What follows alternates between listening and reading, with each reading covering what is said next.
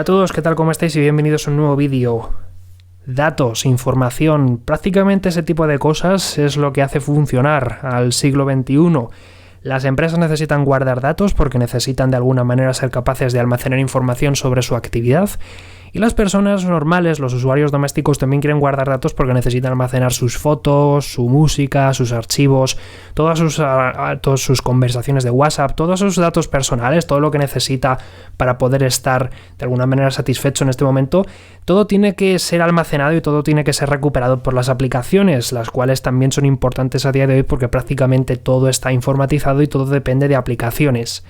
El problema viene precisamente en cómo guardamos esa información y cómo nos aseguramos de que esa información sea legible en un futuro.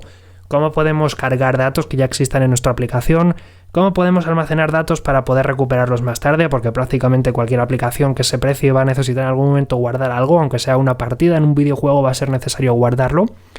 Y cómo podemos asegurarnos de que esa información queda realmente persistente, almacenada. Es decir, que no se va a perder por nada del mundo, salvo que tengamos algún tipo de catástrofe, pero que en general va a estar accesible una vez que se nos haya dicho que sea guardado. Y en el mundo de Java, y es en lo que me voy a centrar, porque es en lo que voy a orientar esta lista de reproducción, existen distintas formas de almacenar información y puede que ya hayáis trabajado con alguno de ellas. Desde lo más sencillo, que es serializar una serie de datos en algún tipo de archivo, por ejemplo, guardarlos en formato JSON, guardarlos en formato XML, guardarlos de forma serializada con algún tipo de implementación binaria particular, como por ejemplo Protocol Buffer o como Kiro, o en el peor de los casos con la API serializable de Java. O en el caso más profesional, en el caso en el que necesitamos guardar datos a nivel más grande, pues bases de datos, almacenes de datos. Claro, aquí viene un problema. Cuando nosotros pensamos en bases de datos, normalmente pensamos en bases de datos relacionales, es decir, almacenar la información en tablas.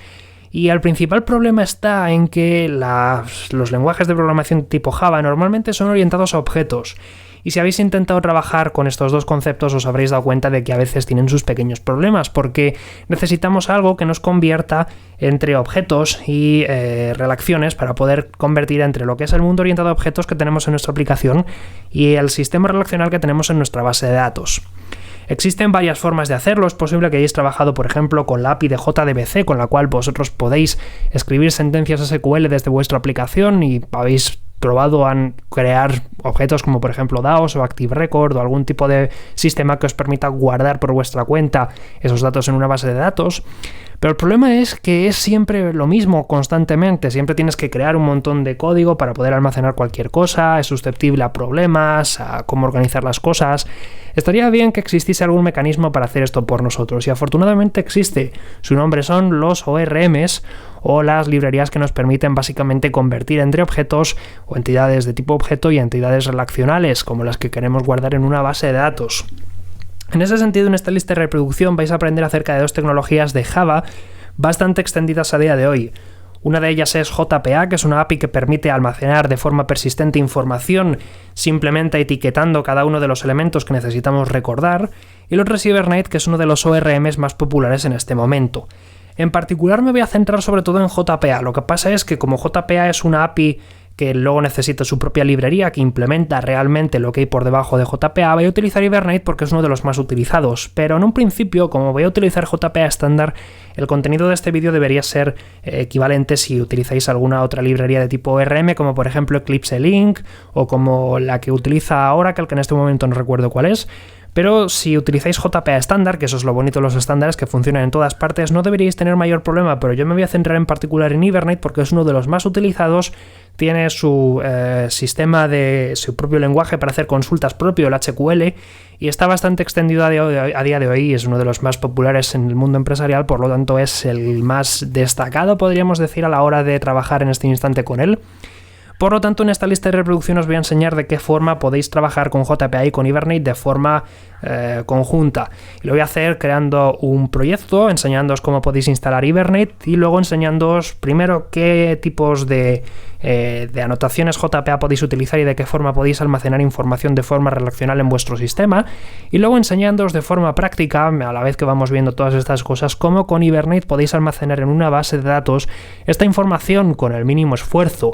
Vamos a utilizar utilizar las anotaciones de JPA y vamos a intentar apartarnos del XML, porque las anotaciones de JPA, a pesar de que nos obligan a tener acceso al modelo, hacen mucho más sencillo comprender todo esto. Y vamos a ver de qué forma podemos guardar la información y recuperarla más adelante. En el siguiente vídeo comenzaré creando la estructura de proyectos y os enseñaré de qué forma podéis levantar una base de datos de forma muy sencilla.